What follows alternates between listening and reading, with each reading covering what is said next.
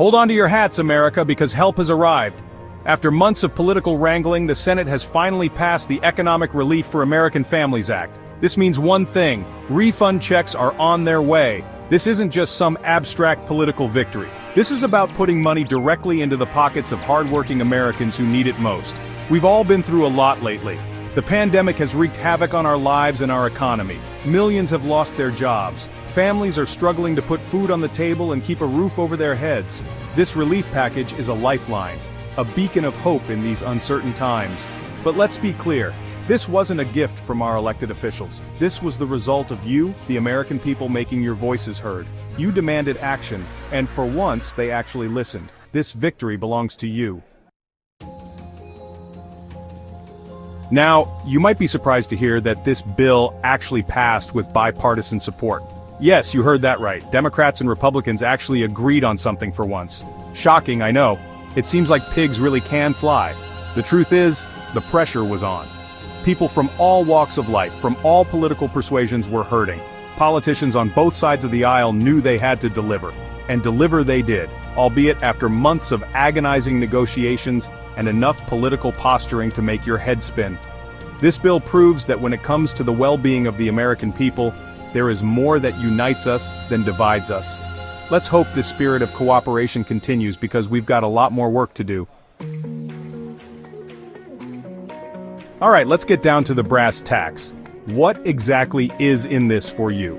Well, if you're an individual earning $75,000 or less, you're getting a cool $1,200. Married couples earning $150,000 or less will receive $2,400. And wait, there's more. You'll also get an extra $500 per dependent, up to a maximum of $3,400 for a family of 4. Now I know what you're thinking, John, this sounds too good to be true. What's the catch? Well, there is one small caveat. To be eligible, you need to have reported earned income in the previous tax year. That's right, folks.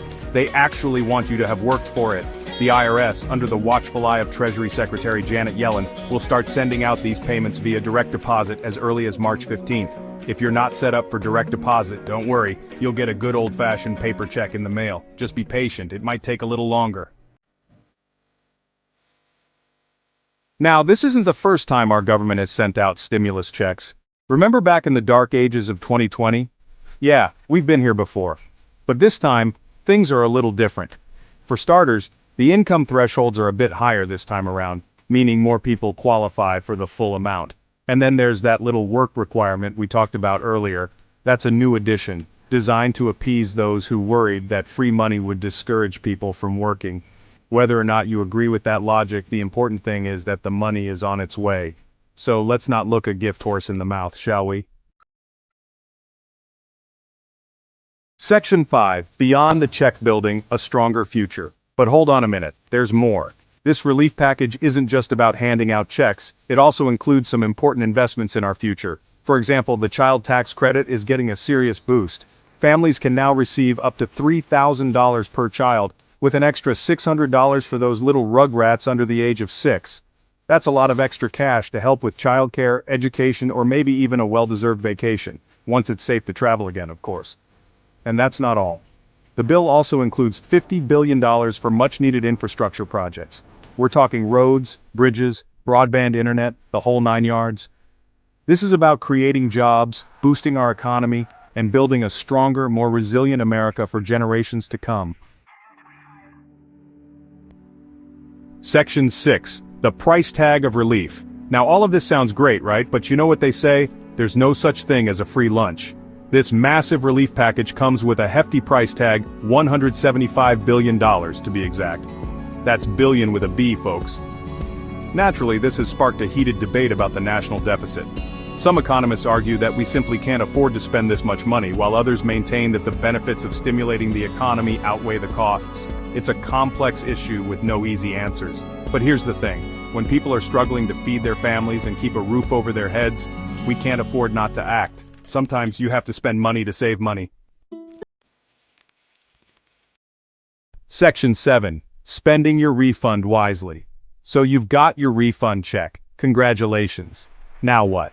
Well, before you go blowing it all on lottery tickets and commemorative plates, let's talk about how to use this money wisely. First and foremost, Take care of your essential needs. Make sure your rent or mortgage is paid, your utilities are covered, and you have enough food on the table. Once those basics are taken care of, consider paying down any high-interest debt you may have, like credit card balances. If you're lucky enough to be in a stable financial position, you might even think about saving or investing some of that money for the future. The important thing is to have a plan and use this money to improve your financial well-being. Section 8, Tax-Free Relief. And finally, a little bonus good news. Your refund check is tax-free. That's right, the government is actually giving you money without taking a cut. I know, I'm just as shocked as you are. It's like finding a $20 bill in your old jeans, except this time the government is the one who left it there. So, spend it wisely, my friends, and let's hope this is just the beginning of a brighter future for all Americans.